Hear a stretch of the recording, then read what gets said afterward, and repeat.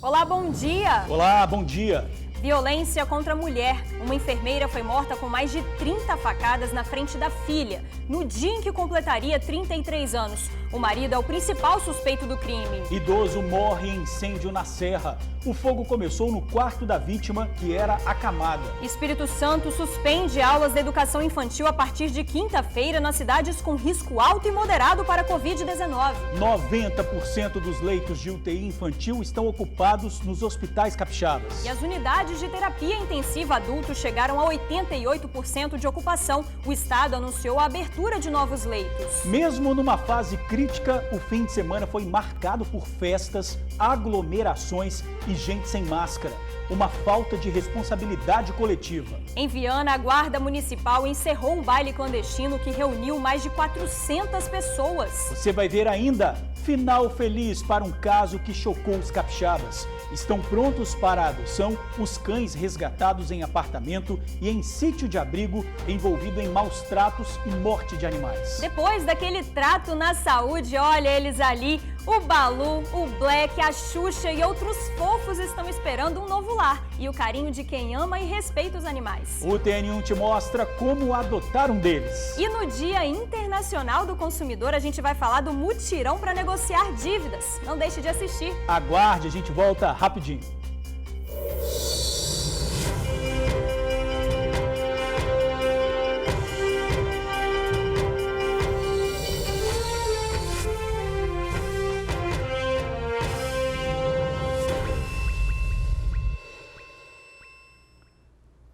Estamos de volta, agora 11h44, e a gente já começa o jornal com uma notícia preocupante. O governador Renato Casagrande acabou de tuitar que a ocupação dos leitos no Espírito Santo chegou a 90%. E hoje, ele diz, diversas reuniões serão feitas para definir com outros poderes, prefeitura e segmentos as medidas que tomaremos em conjunto. Nossa atenção está voltada exclusivamente para o agravamento da doença. Tem 2 minutos que o governador Renato Casagrande fez esse tweet. Ontem também teve uma coletiva com o secretário de Saúde, secretário de Educação. A partir de hoje, aulas suspensas, e daqui a pouquinho nós vamos falar toda essa repercussão sobre o avanço do coronavírus no Espírito Santo. Daqui a pouquinho a gente fala sobre todas as medidas também que já foram adotadas e também traz atualizações então sobre essa questão da Covid-19 aqui no estado. Agora a gente continua o noticiário policial, porque um idoso morreu durante um incêndio no bairro Serra Dourada 2, na Serra. O fogo começou no quarto dele. Familiares e vizinhos acreditam que o fogo pode ter começado por um descuido com um cigarro, já que a vítima era fumante. O incêndio aconteceu em apenas um dos cômodos da residência, o quarto de um idoso de 74 anos. Segundo familiares e vizinhos que não gravaram entrevista, estavam obviamente chocados com o que ocorreu, o idoso era acamado, dependia dos cuidados de parentes. A vítima se chamava Djalma. De acordo com a família e vizinhos, ele era fumante. Acreditam que o fogo teria começado por causa de algum descuido com o cigarro. A casa fica no bairro Serra Dourada 2, na Serra. O incêndio começou logo depois do almoço, por volta de 2 horas da tarde. Os vizinhos que moram logo em frente à casa perceberam que havia algo estranho. Uma fumaça estava saindo pela janela. Desesperados, eles correram, atravessaram a rua, quebraram o cadeado do portão e entraram na casa. Mas quando chegaram ao quarto, já não havia mais tempo. Apenas o colchão da cama em que o idoso estava deitado pegou fogo. Familiares também correram até o quarto. As chamas foram combatidas, mas a vítima não resistiu. O Corpo de Bombeiros veio até o local, bem como a Polícia Civil, para registrar a ocorrência. Como a vizinhança estava em choque, ninguém quis gravar a entrevista. O Corpo de Bombeiros informou que quando chegou ao local, o quarto e o banheiro do imóvel já estavam completamente tomados pelo fogo. Após a extinção das chamas, o idoso foi encontrado já sem vida. Segundo a Polícia Civil, o caso foi registrado inicialmente como acidente. O corpo foi encaminhado para o DML para ser identificado e para ser feito o exame cadavérico que vai apontar a causa da morte. Mais um feminicídio registrado no estado. Dessa vez, a vítima foi uma enfermeira assassinada com mais de 30 facadas. O marido dela é o principal suspeito do crime. O homem teria chegado em casa bêbado. A filha do casal, de 11 anos, presenciou a confusão e chegou a pedir que o pai não cometesse o crime. A técnica de enfermagem Jaciara da Silva de Moura completaria 33 anos hoje. Completaria, porque na noite de ontem ela foi assassinada brutalmente pelo marido. E a infeliz coincidência é que ela foi morta exatamente com 33 facadas. O crime aconteceu dentro desta casa, que fica no bairro de Vila Nova de Colares, na Serra. Os vizinhos só souberam do que houve porque a filha do casal, de 11 anos, correu para a rua gritando por socorro. A criança assistiu a tudo, a agressão e a morte da mãe. Tentou até impedir. Foi um desespero mesmo, porque uma criança estava desesperada na rua pedindo por socorro para ajudar a mãe dela. De acordo com testemunhas, a filha tentou impedir que o pai esfaqueasse a mãe. Chegou a bater nas costas dele várias vezes. Como viu que não ia adiantar, ela saiu correndo aqui para a rua, gritando, pedindo ajuda aos vizinhos. De acordo com algumas testemunhas, o pai chegou a subir aqui, no primeiro andar e tentar se jogar. Agora, outras testemunhas viram quando ele saiu de dentro da casa, numa bicicleta, com a faca do crime, a arma do crime, na cintura e pegou essa direção aqui, fugindo aqui do local. Deixou para trás a mulher convalescendo lá dentro e uma filha desesperada por ajuda aqui pelos vizinhos para tentar salvar a mãe. Eu vi os gritos da menina, né? Aí eu saí, abri o portão, ela já estava aqui na rua gritando, socorro, minha mãe vai morrer, meu pai matou minha mãe. Jaciara era técnica de enfermagem e trabalhava na UTI infantil em 2 hospitais. Um deles era o Jaime de Santos Neves, para onde foi levada pelo sobrinho e também por Jonathan, que é comerciante. Eles achavam que ela se salvaria e relatam um diálogo que tiveram até a ida ao hospital, sem saber que eram as últimas palavras dela. A moça toda esfaqueada, ela estava meio com roupas íntimas, né, pelo jeito ela ia deitar. E rapidamente, né, os vizinhos colocaram ela dentro do carro, o sobrinho dela foi comigo. No meio do percurso ela chegava a clamar, né, falando que estava sentindo dor, que queria saber se estava chegando logo. E ela falava, né, como se ela já sentisse que ela ia morrer, falava que ela ia morrer por sobrinho dela. Ao chegar ao hospital, Jaciara foi reconhecida pelos colegas de trabalho. Todo mundo reconheceu. Todo mundo começou a chorar. Então o médico veio me relatar do óbito, estava pasmo. A técnica de enfermagem não resistiu aos ferimentos e morreu pouco tempo depois. As lesões eram graves. As facadas foram profundas. O autor do crime bárbaro é o marido da técnica de enfermagem, identificado como Zezito Pereira da Silva Filho, de 41 anos de idade, ou Célio Pereira, como gosta de ser chamado. Ele e Jaciara estavam juntos há 12 anos, mas há alguns meses estariam separados, o que ele não aceitava. Ontem, após anteciparem a comemoração do aniversário dela, Zezito tentou manter relações sexuais com a esposa, que não aceitou. Eles discutiram e, em seguida, ele a agrediu. A família de Jaciara relata que já havia pedido para que ela saísse de casa, mas ela insistia em ficar porque teria investido muito na construção do prédio e não quis abandonar o local. O resultado, infelizmente, foi esse. O marido dela, Zezito, ainda não foi localizado pela polícia. Pois é, boa tarde, amigos do TN, George, Vanessa. Mais uma vez nós estamos vindo aqui para relatar o caso de feminicídio. Um caso que aconteceu aí em Planalto Serrano, logo depois de um outro que a gente relatou na semana passada, da Débora. Olha só a tristeza. E esse caso é mais triste pelo seguinte, ela já estava separada dele há cerca de 3 meses. Eles não tinham qualquer envolvimento mais. Porém, ontem o marido foi até o quarto da filha, onde a filha estava lá com a mulher. E o que aconteceu? Ele tentou começar a discutir, brigaram. E aí houve o quê?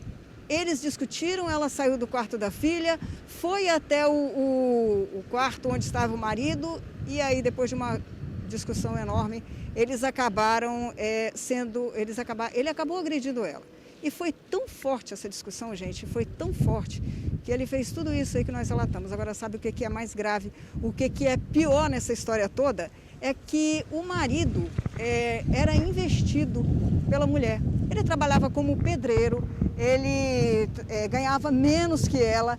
E o que ele fez? Ele começou a fazer técnica de enfermagem. Ela pediu para que ele fizesse isso porque se preocupava com o rendimento dele.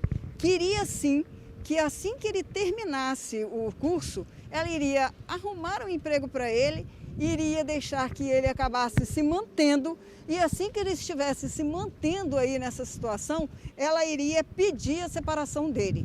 Veja a situação. Ela se preocupando com esse rapaz, com uma pessoa que morou junto com ela durante tanto tempo, e mesmo morando tanto tempo com ela, fez tudo isso que vocês viram aí. E a criança de 11 anos de idade, que viu tudo o que aconteceu, o que essa criança fez? Ela tentou pedir para que o pai não batesse na mãe, não esfaqueasse a mãe. E não teve jeito não. Disse que ela saiu, a gente conversou com as famílias, muitos familiares não quiseram dar entrevista, só o sobrinho que falou, mas os familiares disseram que ela está, inclusive, com a mão machucada, porque ela deu muito soco no pai, evitando que ele fizesse isso. Mas não teve jeito. A Jaciara acabou morrendo pelas mãos do marido. Ele está foragido e a polícia pede. Se você conhecer, se você viu, por favor, ligue 181, ajude a polícia a pegar este homem que agora está sem uma localização. Você pode ajudar. E olha, que na sexta-feira, né, George e Vanessa, nós falamos sobre um outro caso muito triste também, da Débora, que foi esfaqueada pelo marido, pelo Tiago, lá em cima, lá na serra também, por coincidência. Sorte que nesse caso, os filhos dela de 2 e 5 anos estavam dormindo num quarto e não viram essa cena brutal. E quando elas foram retiradas do local, a pessoa que retirou as crianças de lá, fez questão de colocar um pano ali para que as crianças descerem sem ver o que tinha acontecido com a mãe. Novamente no mês de março, mês que se comemora aí, né, com tantas campanhas, o enfrentamento, as denúncias com relação à violência doméstica, à violência contra a mulher, a gente vê 2 feminicídios acontecendo em menos de uma semana. George e Vanessa. Ô, Suzy, a gente viu aí que você estava colocando o seu retorno, acho que agora você está ouvindo, né? Ainda falando desse caso, sim, né, da técnica de enfermagem, você ouviu um parente também, um vizinho que ajudou no socorro, que viveu os últimos momentos com ela dentro do carro. Eu queria que você falasse um pouquinho sobre isso. Pois é, Georgia, ao ir até o hospital, ele não achou que ela estivesse tão grave, porque ela estava totalmente enrolada nos lençóis, não dava para ver a gravidade dos ferimentos, das lesões. Aí ele contou que quando ela estava indo, ela dizia que estava com sono, eles pediam para que em momento nenhum ela dormisse, e ela ia falando, olha, eu estou morrendo, eu vou morrer. Como técnica de enfermagem, ela conhece, né, muito bem os sintomas. E infelizmente, Georgia, até lá ela foi falando isso, que ela iria morrer, que ela não iria resistir. E eles tentando dar força, animar, para que ela pudesse chegar ainda lúcida até o hospital. Ela chegou, mas mesmo com os colegas ali ajudando no socorro, ela não resistiu porque, infelizmente, no dia que ela completa, que seria hoje, 33 anos de idade, ela acabou morrendo com 33 facadas. Uma coincidência muito infeliz. E o marido dela continua foragido. E olha, falando ainda um pouquinho sobre esse prédio que ela construiu, que a família pedia para ela sair, mas ela não queria sair porque toda a vida dela, todo o trabalho, todo o suor, 2 empregos foram investidos ali. Inclusive, ela estava cuidando de um pavimento para fazer para a mãe. Ela queria trazer a mãe dela para morar aqui com ela naquele local. Estava investindo em tudo isso para dar uma melhor condição de vida à família, inclusive a filha de 16 anos, que ela tem também e mora com a avó lá na Bahia. E não deu tempo dela promover essa melhoria de vida para os familiares dela, porque antes, né, no dia do aniversário, ela acabou sendo assassinada de uma forma muito cruel e brutal pelo marido dela. Pois é, né? E assim, é compreensivo, né, Suzy, esse sentimento dela quando ela fala que não queria deixar a casa dela, um local que ela construiu, né, que ela colocou o dinheiro dela ali, do suor do trabalho dela. É de fato um sentimento compreensivo, a gente sabe como é difícil, né, gente, conseguir as coisas, né, no mundo que a gente vive, a gente sabe como é difícil, que a gente tem que trabalhar todo dia, lutar, batalhar para chegar onde a gente quer. Então é um sentimento compreensivo e realmente deixa a gente angustiado de você pensar que ela teria que ter deixado a casa dela, então, para que isso não acontecesse. Não deveria ser assim, né, Suzy? As mulheres, elas deveriam ter a liberdade de estar no local onde elas mesmas construíram a vida delas ali, né? Então, a gente tem que tirar um pouco essa questão do homem mandar, né, nessa questão da mulher. Não, se ela construiu a casa dela ali é a casa dela, né, Suzy? Então, isso deixa a gente consternado de pensar que ela teve um sentimento que é legítimo de não querer sair da casa dela e acabou perdendo a vida dentro da própria residência, né, Suzy? E mais um detalhe, Vanessa, sabe o que os vizinhos ouviram logo depois dele ter feito o que fez? Que, ai meu Deus, o que eu fiz, como é que eu faço para me matar? Você já imaginou isso? Não tem coerência não, né? Ele esfaqueia a mulher 33 vezes e não sabe como se matar porque havia acabado de se arrepender do que fez? Todo mundo lá na rua estava pensando nisso, né? Assim, por que fazer essa pergunta? Ele estava com a arma na mão, né? Foi o que o pessoal ali, os vizinhos, assim, muito revoltados, chegaram a comentar comigo. Você também tem outros casos aí de polícia, um deles é uma operação que está acontecendo nesse momento? Jorge, quem passa ali pela Avenida Marechal Mascarenhas de Moraes e também pela Nossa Senhora dos Navegantes, ali no bairro Jesus de Nazaré, deve estar estranhando a movimentação de polícia ali. Muitos policiais, muitos carros da Cimesp, enfim, é que um pouco mais cedo, antes da gente entrar no ar, houve um confronto entre policiais militares e traficantes ali de Jesus de Nazaré. Aí foi montada uma operação, inclusive com um helicóptero da Polícia Militar dando apoio aos policiais para tentar pegar os traficantes, né, essas pessoas que trocaram tiros com os policiais. Então, quem estiver passando ali por aquela área e ver muita polícia, essa movimentação toda, helicóptero sobrevoando aquela região, é por conta disso daí, por causa de um confronto que aconteceu ali. Agora, sabe, George, que o Morro da Garrafa tem nesse final de semana ocupado as manchetes dos jornais por uma questão que aconteceu após o baile do Mandela, que estava acontecendo ali de sexta para sábado, né? Infelizmente uma pessoa morreu soterrada, teve muita confusão e tal. Agora, você sabe o que aconteceu ontem também ali no Morro da Garrafa? Um homem foi espancado e baleado ali em cima. A vítima é um pescador de 50 anos de idade. E sabe o que aconteceu? Ele subiu o Morro da Garrafa para visitar a namorada dele. Esse pescador é de Conceição da Barra. Ele passou ali, foi ver a namorada, só que quando ele chegou lá em cima, os traficantes acabaram confundindo o pescador com um usuário de drogas que estaria devendo a boca. E aí pegaram o homem, deram bastante porrada, ele tentou fugir, caiu da escada, enfim, foi baleado com 5 tiros e levado para o Hospital de Urgência e Emergência de Vitória. E olha, ele não tinha nada a ver com a boca de fumo.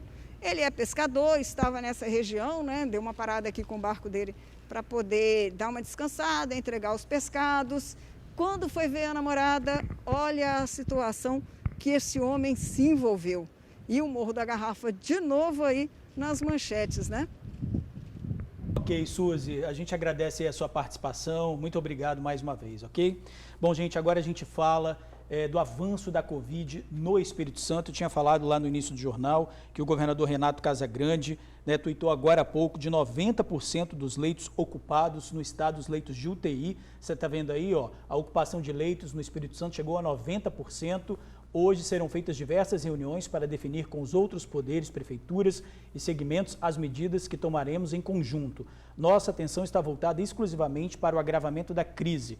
E esse agravamento da crise a gente pode ver no mapa de risco, o novo mapa de risco.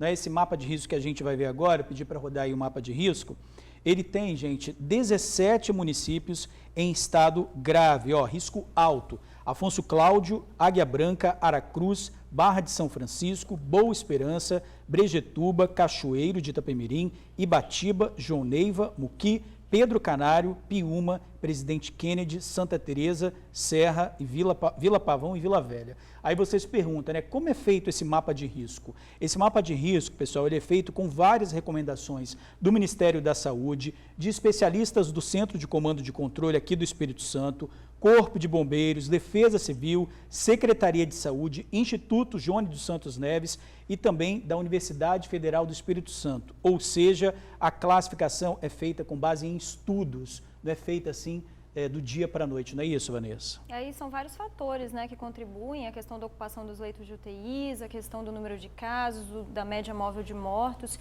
Então, toda semana aí, o governo do estado ele constrói, né, esse mapa de risco. Agora, gente, se a gente comparar o mapa de risco atual, que passa a valer a partir de hoje, com o mapa de risco que foi divulgado no último dia 5, olha só a diferença, gente, do mapa de risco.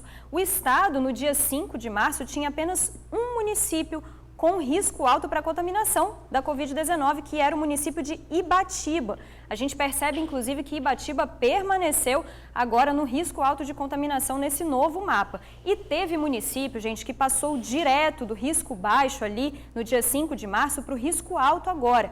É o caso do município de Muqui, que fica ali no sul do Espírito Santo. Agora, entre os municípios com risco alto, então aqui na Grande Vitória, o George estava falando, a gente vê que Serra e Vila Velha, aqui na Grande Vitória, foram os municípios que entraram, então, para o risco alto de contágio da Covid-19. 61 municípios estão em risco moderado. Agora, só lembrando, gente, que esse novo mapa de risco, que foi divulgado sexta-feira, passa a valer a partir de hoje, ele vai durar durante 2 semanas. Então, pelo menos aí durante 14 dias, os municípios vão estar com as novas medidas, né, que foram divulgadas pelo governo do estado de acordo com a classificação de risco. Bom, gente, como a gente estava falando aqui agora também, essa classificação do mapa de risco, ela é baseada em vários fatores e um deles é, então, o número de casos, o aumento no número de casos. E esse aumento no número de casos, ele vem em conjunto, infelizmente, com as aglomerações. Nesse final de semana, teve muita aglomeração, gente. No centro da capital, os moradores denunciaram um bar que estava lotado. Pois é, contrariando as recomendações sanitárias, nada de distanciamento ou uso de máscaras. O estabelecimento chegou a ser fechado, mas voltou a funcionar assim que a fiscalização foi embora. Pelas imagens é possível ver diversas pessoas aglomeradas numa rua do centro de Vitória. O vídeo foi gravado na madrugada de sábado para domingo.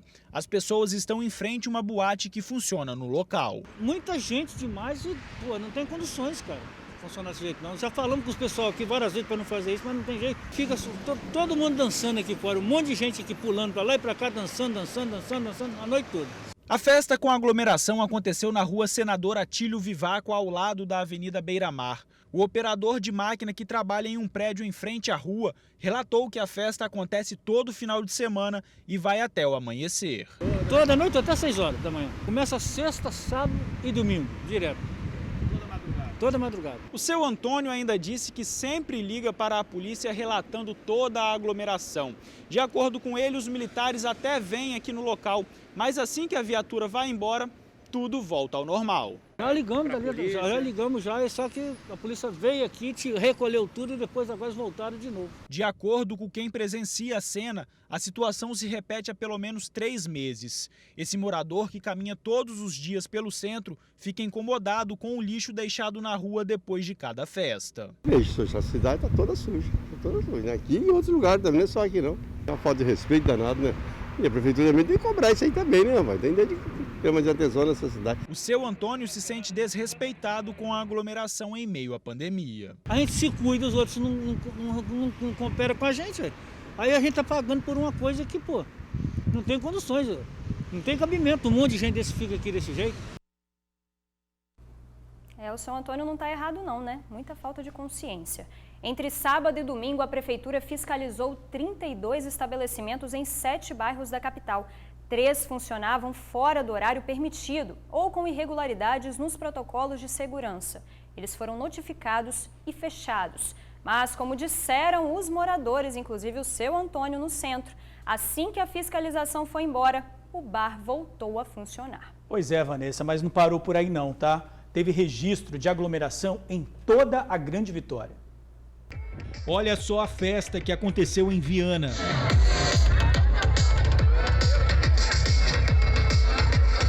A rave foi até de manhã na conhecida Rampa do Urubu. Cerca de 400 pessoas se reuniram no local. Bebiam e dançavam sem respeitar as regras de distanciamento, muito menos de uso de máscaras. A PM chegou a ir ao local, dispersou os participantes, mas eles voltaram. Pela manhã, a guarda de Viana retornou e encerrou a festa. Na Serra, a concentração de pessoas tem sido comum nos bares e restaurantes de Colina de Laranjeiras. O bairro registra muita movimentação nos fins de semana. A maioria, um público jovem que lota os estabelecimentos. Em Vitória do Alto, o morador fez imagens de mais uma festa na Marina. Também na capital, nesse bar em Jardim Camburi, fila para entrar em mais um evento com casa cheia. E nessa boate, a motorista registrou mais uma cena de aglomeração e nenhuma preocupação com a pandemia.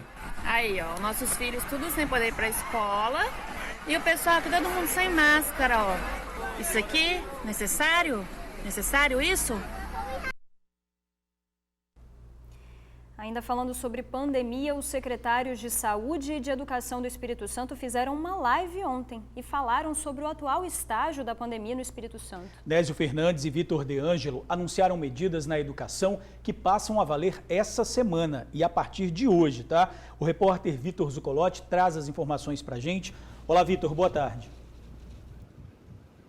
Ei, Jorge, boa tarde para você, boa tarde, Vanessa, a todos que acompanham o TN1. É isso mesmo, essa live aconteceu ontem, né, com o secretário de Educação e também com o secretário de Saúde para tomar aí umas medidas com relação à questão da educação. Como o nosso mapa aí está em amarelo e vermelho somente, é a primeira vez em 2021 que a gente não tem nenhum município em risco baixo. Em verde, eles tomaram a decisão de suspensão de aulas para o ensino infantil em todo o Espírito Santo, em todos os municípios, independente se está moderado, tá? Continua suspensa essas aulas. E um detalhe, novas medidas restritivas para esse público, para o público infantil, devem ser tomadas e anunciadas a qualquer momento. Sabe aqueles espaços kids, né, em restaurantes, bares, também cerimoniais infantis, deve acontecer a suspensão da atividade desses segmentos também para a educação infantil. Mas agora a gente vai saber mais detalhes sobre essa situação da suspensão das aulas, sobre a questão da educação no Espírito Santo. Você confere agora na reportagem. A coletiva de imprensa aconteceu na tarde deste domingo. Foi feita pelos secretários estaduais Nésio Fernandes, da Saúde, e Vitor De Angelo, da Educação. A primeira medida apresentada foi a suspensão das atividades escolares para crianças de até 5 anos de idade na rede estadual e na rede privada, devido ao aumento dos casos de Covid e também de outras doenças próprias desta época do ano, como a gripe. As medidas valem a partir de hoje. A suspensão da educação infantil será de 21 dias. Em virtude do contexto do aumento rápido e acelerado das doenças respiratórias agudas graves dentro da rede pública e também uma expressão observada na rede privada, foi construída a posição de suspender em todo o estado do Espírito Santo a educação infantil até 5 anos de idade, na rede pública e na rede privada do nosso estado. As escolas que já estão abertas terão até quarta-feira para estabelecer dias e atividades de transição para a suspensão, que vigerá por 21 dias contados a partir do dia de amanhã.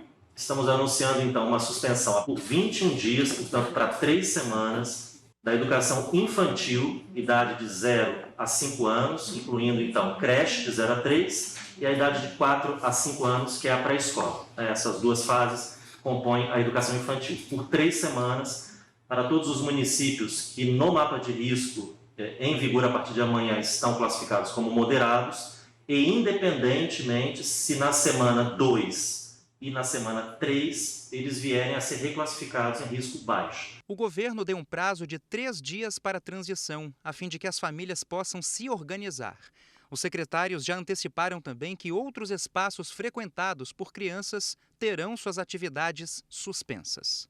Também, até terça-feira, serão publicadas outras normas correspondentes, suspendendo cerimoniais infantis, a abertura de espaços kids. Nós vivemos um momento crítico da pandemia no estado do Espírito Santo. Não temos condições de atender mais, em larga escala, as crianças nesse momento, caso isso seja necessário. Portanto, como temos a sazonalidade de algumas doenças respiratórias combinadas com a Covid, somado a essa informação que é, no final das contas, a mais relevante, ou seja, a ocupação dos leitos de UTI pediátricos e a pressão assistencial sobre o atendimento pediátrico, é prudente, nesse momento, tomar essa medida. O Espírito Santo tem 87% dos leitos de UTI ocupados para atender adultos com síndrome respiratória aguda grave. O momento, de acordo com o secretário de Saúde, é crítico. Hoje alcançamos 87% da ocupação dos leitos de UTIs adultas para atender pacientes respiratórios agudos graves. Temos uma agenda robusta de inauguração e de expansão de leitos para atender pacientes suspeitos de doenças respiratórias. No entanto, os leitos não serão somente a única arma adotada pelo nosso Estado para poder resistir à pandemia.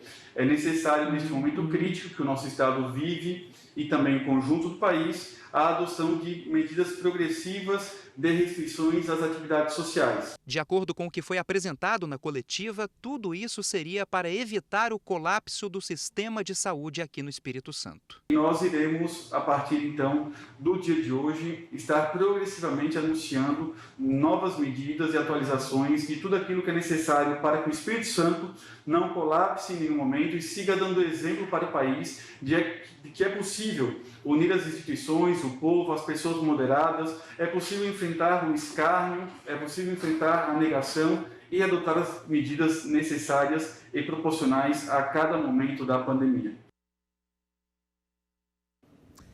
Pois é, gente, você viu aí na matéria do Luciano, ele falou em 87% de ocupação, a gente já está em 90%, porque esse número é atualizado direto, infelizmente, atualizado aí para cima, né, para uma porcentagem que a gente não queria, né, infelizmente. E para esclarecer melhor a situação da escola, a Secretaria de Educação deu 3 dias de transição, ou seja, até quarta-feira.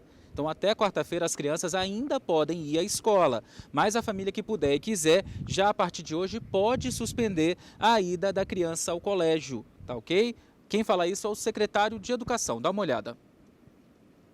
Estabeleceremos um prazo de 3 dias, ou seja, amanhã, terça e quarta, como uma fase de transição para que as famílias possam se organizar. Afinal, sabemos todos que para muitas famílias, o momento em que a criança encontra-se na escola é também um momento em que a família encontra-se numa outra atividade. Então, para que as aulas sejam suspensas e a família possa se organizar, nós fixamos esse período de 3 dias, lembrando que os 3 dias já estão dentro dos 21, portanto, não teremos uma fase de transição e só a partir de quinta-feira começaremos a contagem dos 21 dias. A gente continua falando de Covid, só que agora falando sobre a ocupação dos leitos de UTI aqui no Espírito Santo, né? Infelizmente a gente vê que o nosso mapa de risco, ele está dessa cor, amarelo e laranja, né? Amarelo, laranja e vermelho, por conta da matriz de risco. A classificação mudou e está levando em conta também a taxa de transmissão e a ocupação de leitos aqui no Espírito Santo, que chegou aí basicamente a 90%, e como eu falei, essa atualização acontece diariamente, né? Infelizmente. É o maior número, gente, desde o início da pandemia. A gente está basicamente 1 ano falando sobre esse assunto aqui no TN1, no TN2, nos nossos telejornais, e a gente está vivendo sim um problema muito grande. Quem também está passando um aperto danado são os médicos intensivistas, gente. Eles estão exaustos. Eles que estão na linha de frente fazem um desabafo sobre a realidade dentro dos hospitais. Confira. O coordenador da UTI Covid do Hospital Geral de Linhares fez um desabafo. Queria dar um recado para todo mundo que está aí no bar, tomando cerveja, independente do bar, independente da idade, tá? Eu estou aqui na unidade e não tem mais vaga, tá? No município de Linhares a gente não tem mais vaga de UTI, tá bem? Se sua avó, sua mãe, seu irmão precisar de vaga de UTI, precisar ser entubado, vai ficar no pronto-socorro, tá bom? Porque não tem mais vaga. O doutor Fernando Achê gravou esse vídeo na tarde do último sábado, dia em que o estado registrou 31 mortes por Covid. Faz 1 ano que eu estou trabalhando incessantemente para tentar fazer alguma coisa por essas pessoas que estão aqui, tá? Então você, jovem, que está levando o Covid para dentro da sua casa, para sua mãe, para o seu pai, tá? Tenha um pouco de compaixão e amor ao próximo. Esse médico intensivista diz que nos últimos 10 dias a ocupação aumentou e o perfil dos pacientes está ficando cada vez mais jovem. O que nos preocupa neste exato momento é a mudança de perfil, além dos leitos, da taxa de ocupação, porque houve uma mudança, né? A gente percebe que os pacientes que estão sendo acometidos são pacientes adultos jovens, da faixa de 30 a 50 anos, e pacientes extremamente graves, com mais de 50% de comprometimento pulmonar, necessidade de intubação orotraqueal, ventilação mecânica. A Secretaria de Saúde garante que até o momento nenhum paciente ficou mais de 24 horas esperando por um leito de UTI. Mas a preocupação é que a ocupação de leitos aqui no Espírito Santo está em quase 90%. Quer dizer, falta bem pouco para o sistema entrar em colapso. Para o presidente do Sindicato dos Médicos, existem 2 colapsos. Um que pode acontecer no sistema, que eu acabei de falar, e também o colapso físico-emocional dos profissionais da linha de frente. Além da sobrecarga, da superlotação, existe o esgotamento psicológico, o emocional. É inaceitável um profissional conviver com mortes diariamente e você fica impotente para resolver aquela situação pelo fato de repente, você não tem o leito, você tem o problema do oxigênio, você não tem a vaga. Mas, diante disso, o que fazer? Bom, não precisa nem falar, né? Você já sabe. Então é importante que mantenhamos o isolamento social, que evitemos a aglomeração, utilização de máscara, álcool em gel, né? Porque só a conscientização neste momento vai nos ajudar a superar esse desafio. Você pode ter o dinheiro que for, pode ser empresário, pode ser o que for, tá bom? Então, assim, se quiser continuar brincando aí na rua, tá? Vai ficar desta forma, tá? Porque eu tô com a unidade crítica cheia, tá? E não consigo mais atender. Empatia, isso que a gente precisa para nós, para a nossa convivência e também para esses guerreiros aí que estão enfrentando a Covid-19, batalhando por vidas, tá? Não são quase não, já são 90% de ocupação da UTI, como eu falei antes, corrigindo até a informação do Luciano, essa atualização acontece o tempo todo e hoje, tá? Mais 18 leitos de UTI para tratar pessoas da forma mais grave da Covid-19 foram abertas, né? 18 UTIs abertas no Hospital Dório Silva, na Serra, para a gente tentar aí de alguma forma, é claro que só isso não vai ajudar, a gente tem que fazer a nossa parte. Hoje, inclusive, gente, para tentar aí dar uma diminuída na circulação, na aglomeração, mais 9 ônibus municipais de Vitória, que são os verdinhos, né? Eles vão circular aqui na capital. Isso significa mais 52 viagens em 8 linhas. É uma forma de tentar não deixar abarrotada, né? Tentar diminuir a circulação de pessoas dentro desses coletivos que ainda precisam trabalhar. Pois é, e a questão das aulas é essa, né? Então, em todo o estado, a educação infantil suspensa e nos municípios, 17 municípios que estão em vermelho no mapa, aulas suspensas, aulas remotas que vão acontecer aí para tentar frear um pouco esses números e essas taxas crescentes. O George e a Vanessa, vocês aí no estúdio, né? Vocês mostraram bem a situação da aglomeração exatamente na sexta-feira, onde foi anunciado esse novo mapa. Durante o final de semana, a gente vê essas cenas de aglomeração. Parece que o pessoal está de deboche, né? Parece que as pessoas não estão preocupadas com a vida do próximo, não estão preocupadas com os médicos que estão ali na linha de frente atuando para tentar salvar vidas. É só muito simples, usar a sua consciência e um pouquinho do seu coração. A consciência é que você pensar enquanto você está curtindo essa festa e tudo mais, assim que você voltar para casa, você pode contaminar alguém que você ama, a sua avó, o seu pai, a sua mãe, e aí eles vão precisar de leitos e não vai ter. Entendeu? É essa a situação. E o coração é usar da empatia. Muita gente perdeu a vida por conta da Covid-19. Muita gente perdeu ente querido por conta disso.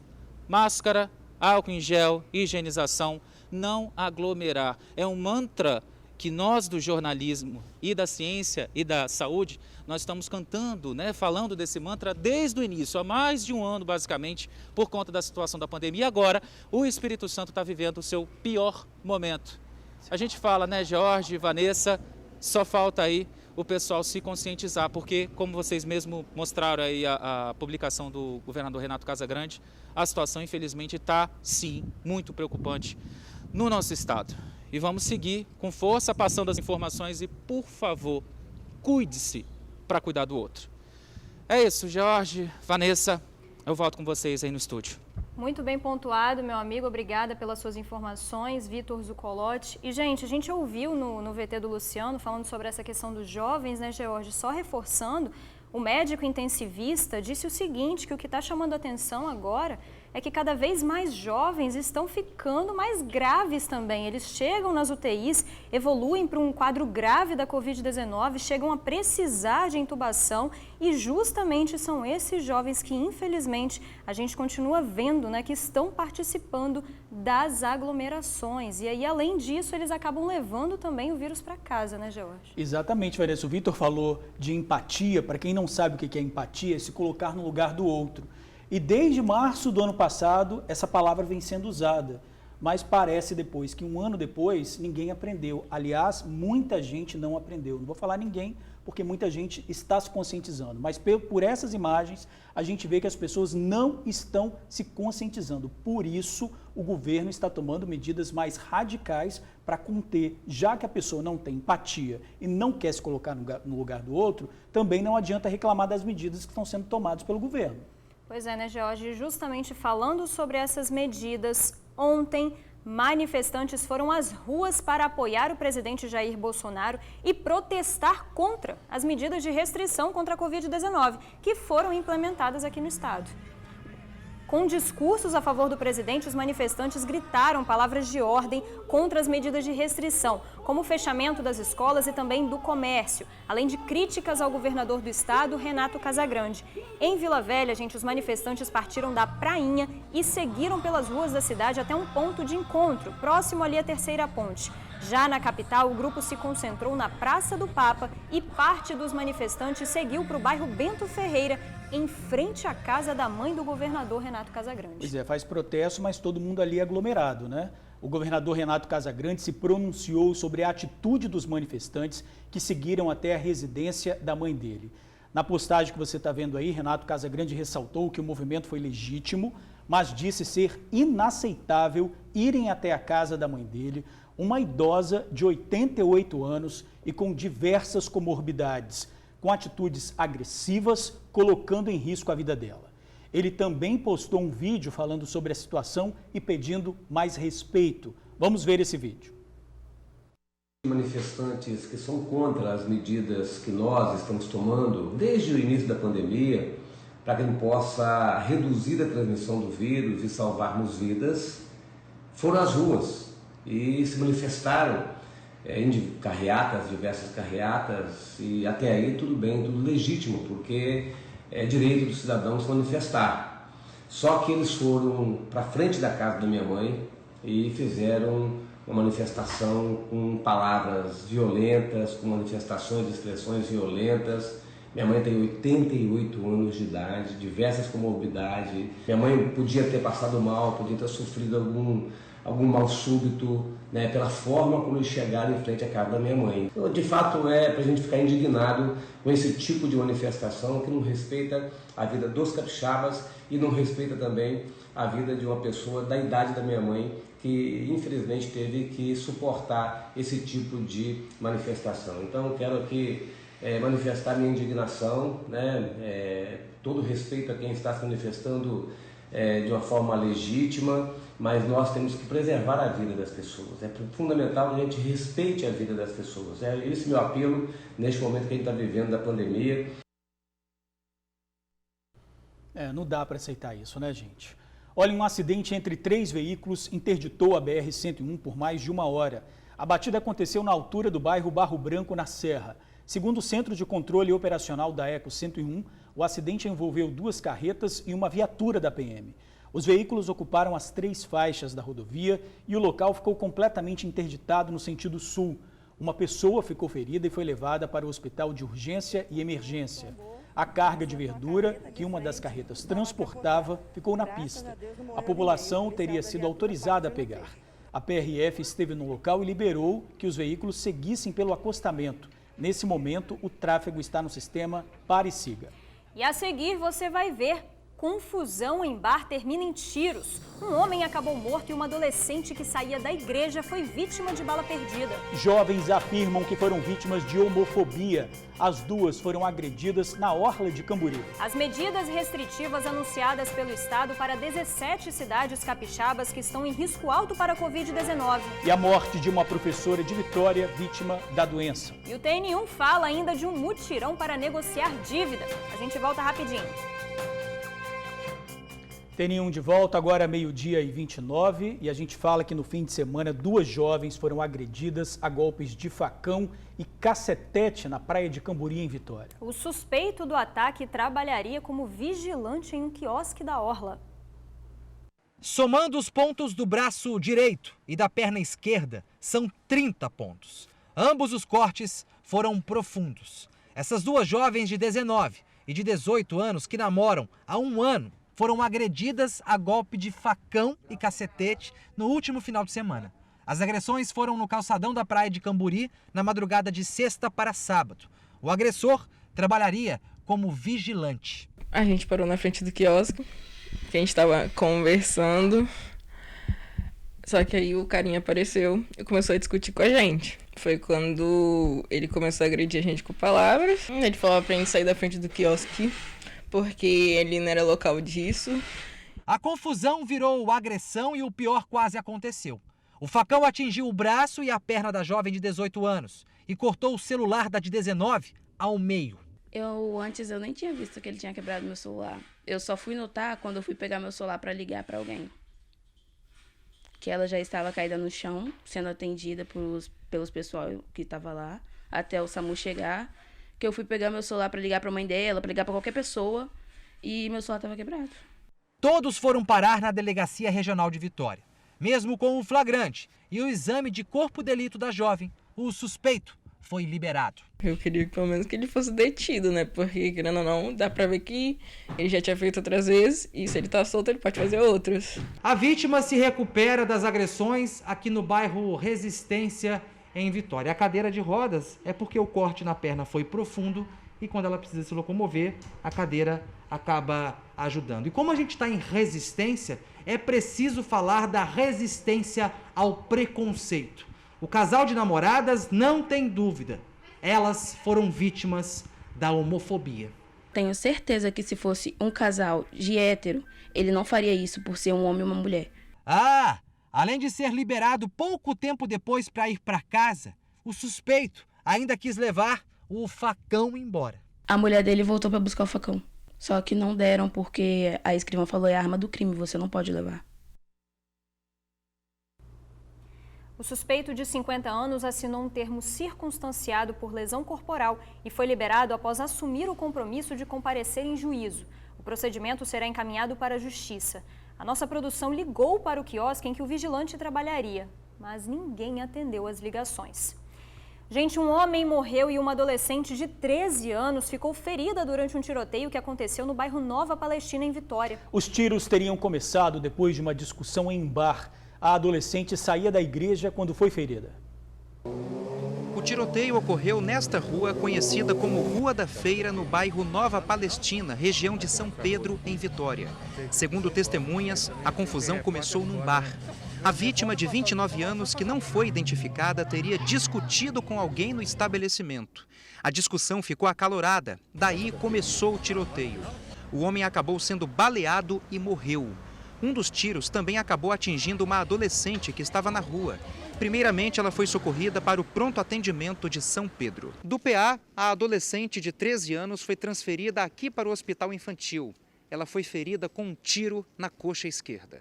Nenhum familiar falou com a reportagem. A polícia militar foi acionada, mas não há informações sobre o que motivou a discussão que terminou em tiroteio, matando uma pessoa e ferindo outra completamente inocente. Mais um caso, hein? O crime já é investigado pela Delegacia de Homicídios de Vitória e até o momento nenhum suspeito foi detido.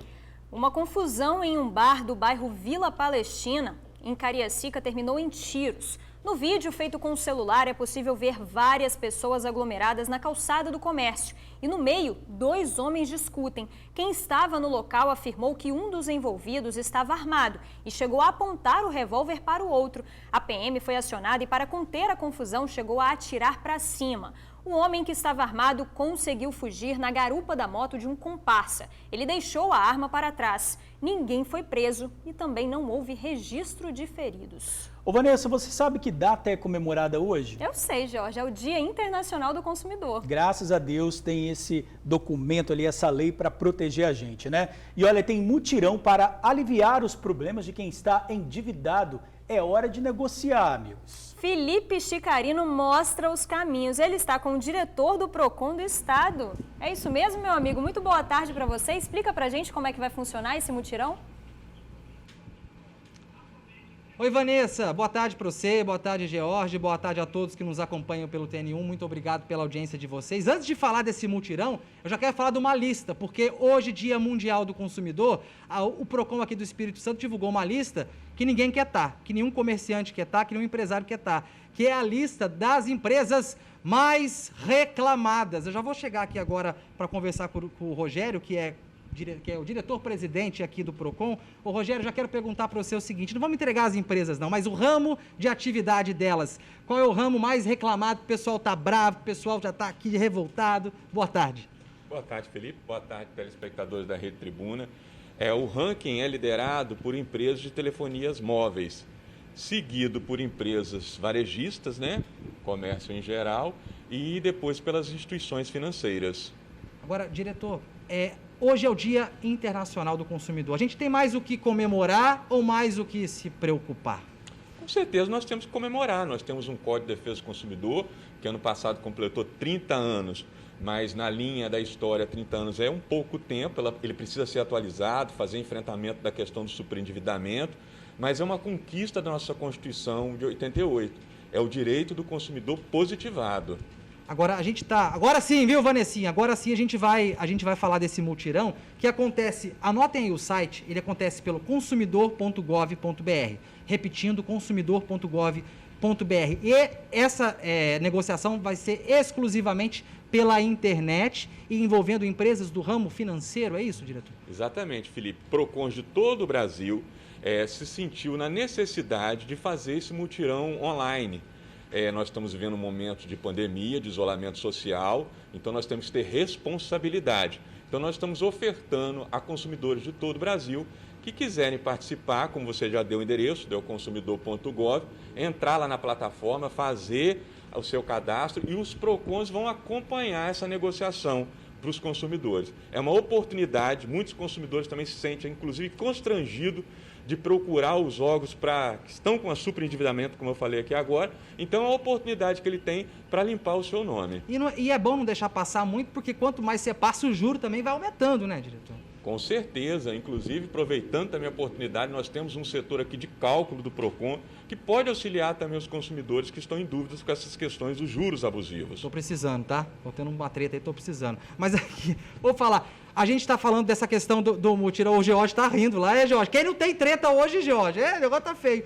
Agora, a galera, a gente viu aí, né, agora falando sério, a gente viu um anúncio do governador Renato Casagrande, né, que vai ter uma série de reuniões agora à tarde, mas vamos falar do PROCON hoje, agora aí na hora do nosso telejornal, o funcionamento para diferentes tipos de reclamações, só por agendamento, né, diretor? Agendamento. Exatamente. Nós temos a unidade aqui na sede, né, na Grande Vitória, e nós temos também a unidade do Face a Face.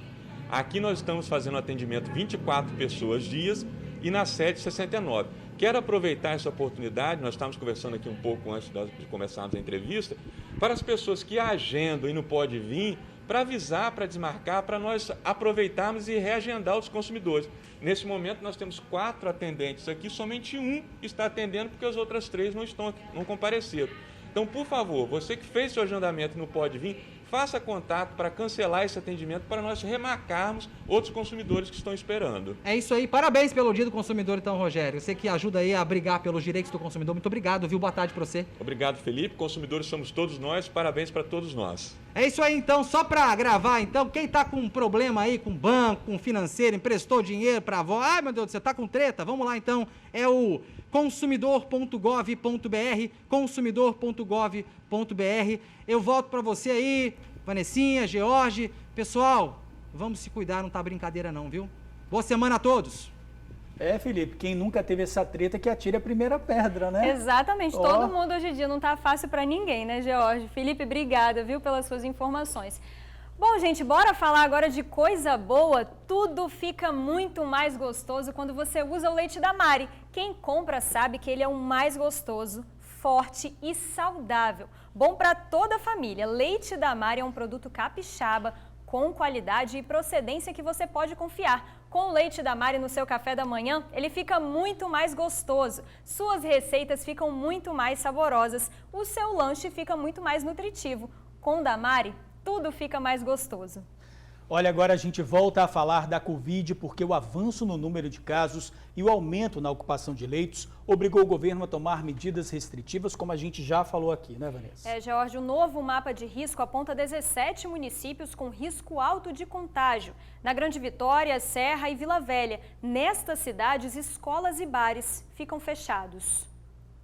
A Suzana é autônoma, mãe de 3 filhos. Os mais velhos já estão com a cara nos estudos. O Gabriel, de 15, e a Vitória, de 11 anos. Com eles, a preocupação é zero. Mas com o menor, de 2 aninhos, que está na creche, é que fica a apreensão. Hoje ele está na creche, porque eu tenho até 3 dias, né? O governo deu 3 dias para a gente tomar, né? Ter o que fazer com eles, né? A situação aperta para a Suzana mãe e afeta também a Suzana cabeleireira diante das restrições do risco alto. Eu pedi socorro à minha mãe, né?